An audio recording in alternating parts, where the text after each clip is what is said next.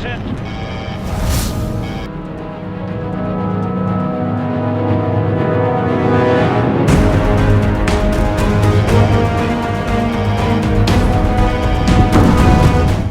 Chief's log, 5 weeks since the crash.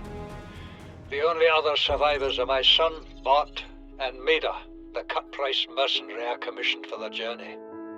After days drifting in the life pod, rain hammering on the roof, the weather cleared and we washed up here. I had Maida salvage the Degasi wreck, set Bart to finding us a stable source of food. His education is paying off sooner than I'd anticipated. Our only problem is Maida. She says the weather's going to turn. I say she's finding excuses to risk our lives. I imagine she's not gonna weaken her life without a physical altercation, and she's itching for a fight. In every judgment she makes, things go from bad to worse. If she had my experience, she'd have more faith. Humans have spent millennia specializing and had a shackled nature to our will. This planet won't cause us any new problems. My one task now is to keep us alive, as comfortably as possible, until the insurance company arranges rescue. In this part of space, that could be months, or even years. This island is a godsend. Look out of the window. No predators, fresh food. No building materials, nothing left of the ship, and your kid says we're gonna starve without more grow beds. Speak up, kid. It's true, Father. The natural growth rates are too slow to keep supporting us. All I'm saying is ocean's got us surrounded. No use hiding. Sooner or later, we'll get our feet wet. The rest of your life may have been a fight, Maida, but I've made my decision. You want to forfeit your emergency pay to take a swim? Go ahead. Believe me, I'm thinking on it. What is that thing? I don't know. I found it outside in the sand. Part of another ship? None I've ever seen. It's not even scratched. Don't fool around with it. It might be worth something. Stand down, Chief. If it were gonna crumble to dust, it would have done so when I picked it up. It's glowing. We're not the first people to come to this planet. People? Maybe. Could be aliens. Could be the damn sea monsters for all we know. One thing for sure, we ain't gonna find out by staying here. Son, I said wait for the storm to pass. Your life's more valuable to me than a plant patch. You stopped being in charge when the ship you were captaining sunk. I'll stop being in charge when you take charge of yourself. Say, Chief. Chief! What? Do you know how to drain those grow beds of 40 tons of storm water? Or how to conjure food from the air? I know how to prioritize. I'm just saying, if that's so, what's your boy's life worth to you today? If tomorrow you're gonna be so hungry you start wondering what he tastes like, let him go deal with the plants. Son, go deal with the plants. Bart, Torgal has disembarked the habitat. Interfere with my family again, and when rescue arrives, I will leave you here. Do you understand me? No rescue coming, Chief. Not in time. No staying here neither. This rain keeps falling, sooner or later this place will be buried. Only choice we got is whether to get buried with it. You see, Chief, you brought us to this sodden planet. Told us we'd see a lush payday. Now what do we got some 6 weeks later? A dead crew, a habitat that's half buried, food washed away. I suppose the executive decisions would be better left to someone with your extensive experience of hitting people in the face. I know enough not to take unscheduled detours to uncharted planets. That's something you don't want to learn the hard way. Easy to judge a decision in hindsight. Harder to come up with a plan of your own. Got one already. We take what we can carry and hunker down in a cave somewhere.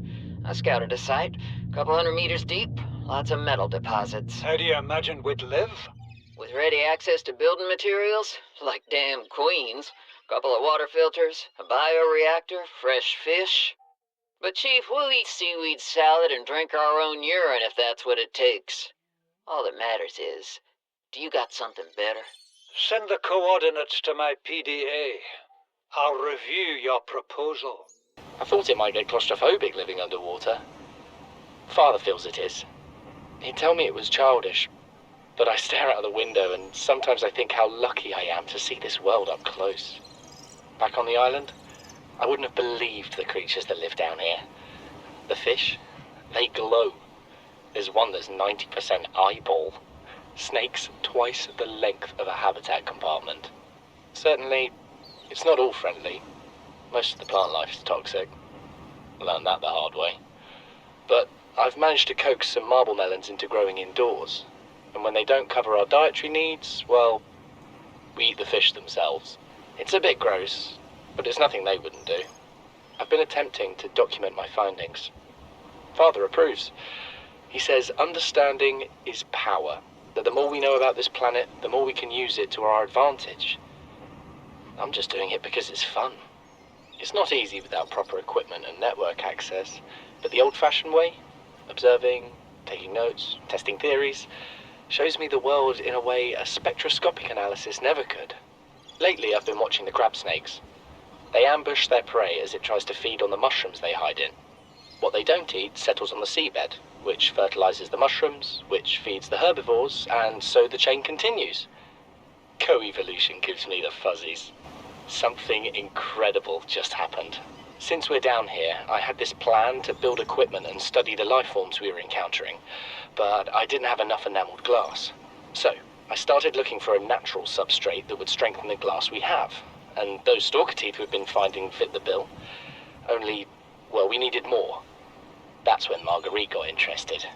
She actually listened to me, more than I can say for Father, and I worked up the courage to talk about my more tentative theories. When I told her they were attracted to metal deposits, that their teeth get dislodged when they pick them up, her eyes narrowed and she dashed out of the room. 3 hours later, she came back, her pack loaded down with stalker teeth. I asked her about it. She shrugged and said my theories were good. Said she had the meeting out of the palm of her hand. I think she meant it literally. She is incredible. She went out to the kelp forest armed with just a heat blade and went fin to fin with a pack of stalkers. On the one hand, that is the coolest thing I have ever heard. On the other, I hope the stalkers didn't come off worse than Marguerite did. She had a huge gash on her forearm.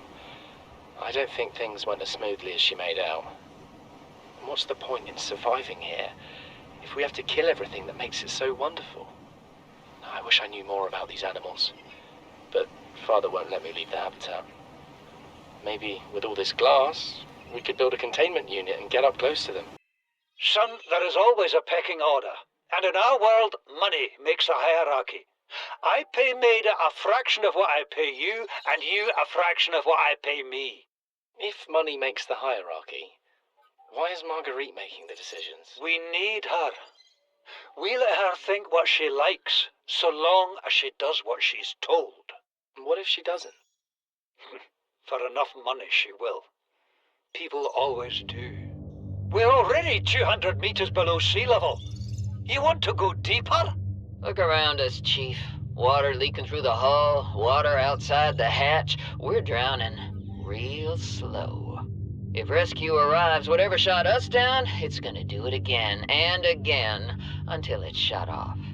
You see an off switch around here, Chief? Why would it any more likely be half a kilometer down? Your kid found something on the scanner. There's something down there. Something that shouldn't be. You're mad. I'm going all the same, and I've an idea you two are gonna follow. But if you do, be mindful. Your authority stopped at sea level. You know what Maida told me today?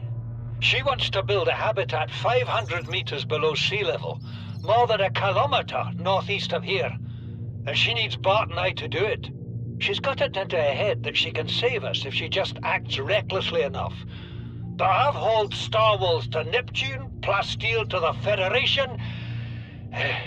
This family operates 9 different mining colonies across the Ariadne Arm. Maida thinks she's better suited to lead. Her contract still says otherwise. But I just cannot damn well tell whether it's the stupidest idea I ever heard, or my only hope. I turned 80 years old last week. I thought I had another 80 in me, but marooned on this planet, there's no swapping out of my liver when the old one fails. Here, I'm mortal. And Maida is useful. So, it's my responsibility to make a decision. Return to the island and hope whatever knocked the Degasi out of the sky won't do the same to the rescue ship. Or take us deeper in search of answers. And all the while be hoping old age gets me before the sea monsters do. I'll give Maida just one thing. She was right about these caves. There's enough lithium there to fabricate 100 tons of plasteel. Enough for a damn fleet of Cyclops submarines.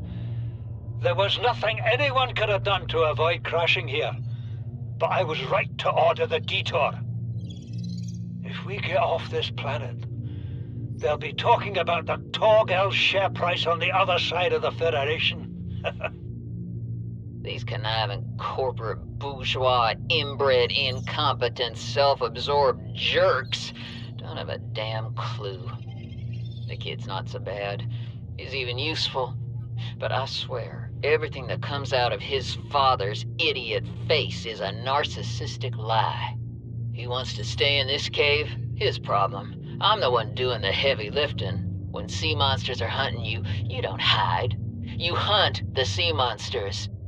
Then you build a bigger boat out of sea monster bones and you hunt bigger monsters. Keep going until there aren't any monsters left to hunt you. I'm going deeper. I'm gonna find what shot us down and I'm gonna tear its damn heart out. I've started the prep work. The kids taught me how to make enameled glass. I've started stockpiling metal ores to build myself a sea moth. I'll raid the indoor grow beds before I leave. Please, stop fighting and listen. We're sick. What? How? You've been coughing, right? Feeling itchy? Blisters? Yeah. The biometrics would have warned us if we were sick. It's something new. It's not in the database. Come on, then. What's it gonna do? Turn us inside out? Dissolve us into jelly? It's an alien bacteria. It's everywhere. Every organism on this planet. It's altering our genetic code. How are the creatures surviving if they're infected? I don't know yet. Want me to cut some of them open for you? Find out what makes them tick? No. Just tell me what you need, son. Materials, equipment. Just... Can I have some quiet? I need some time to think. Margaret, Maida has boarded the habitat. What are you so happy about, Maida? Say, kid, I brought you something. Is that a Leviathan outside? Towed it home on the back of a sub. You killed that thing? It's still breathing. I was about to finish the job, but I can stay and chat if you'd like. No? Then make yourself useful and pass me that hardened blade.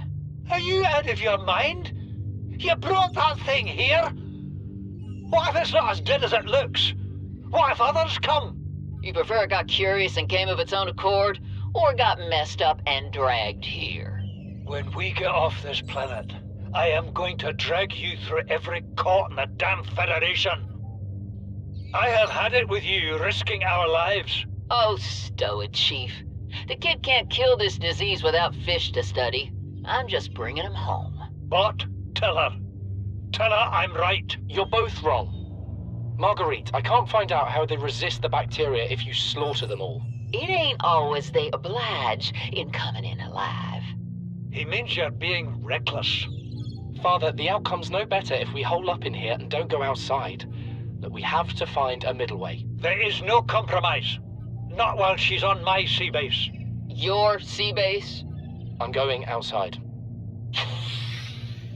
Bart, Torgal has disembarked the habitat. Bart, come in. It's dangerous. Damn it, boy. I know you can hear me.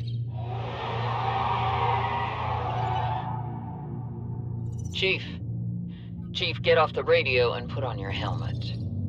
What? Brace!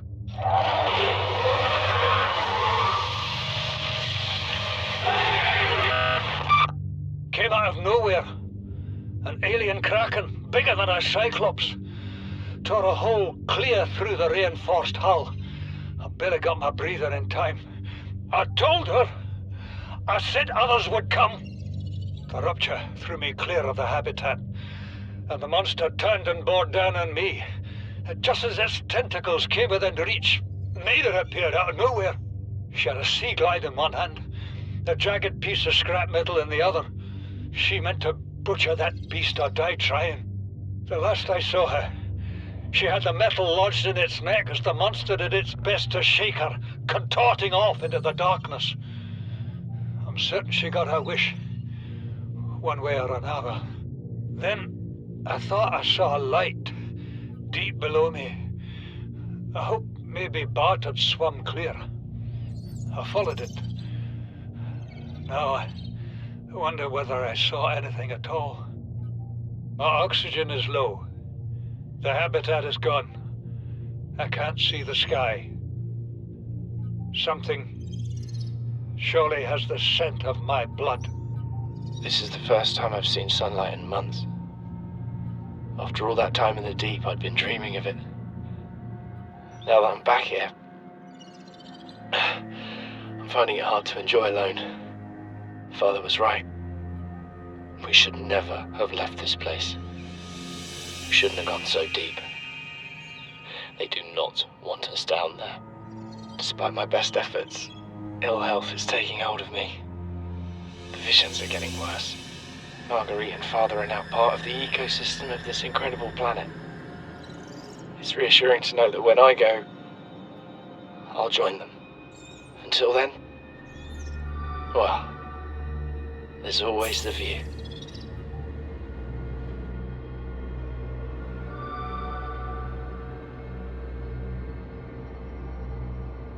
There I was, 500 meters below sea level. Chunks of the sea base sank around me. One hand gripped the monster's scales. The other was clamped around the shard of metal I'd lodged into her eye socket. A reaper. Wounded, maybe, but still deadly. I'd already taken out one eye. I'd damn near carved out the other. We were headed for the void at the crater's edge. Blinded, she was spiraling deeper. I had a choice. Hold on, or let go. I clung for dear life as she took us deeper. I had 1 minute of air in the tank. Back then, I could go another 3 with what I had in my lungs. So I had 4 minutes to kill the Reaper, minus a few to get back to the surface. It ain't that I like killing folk. It's just sometimes what you need is on the inside of someone else's ribcage. I killed that beautiful, terrifying creature, and I made for the surface. When I caught my breath, I realized we'd come further than I thought. I was surrounded by watery void, just me and ocean.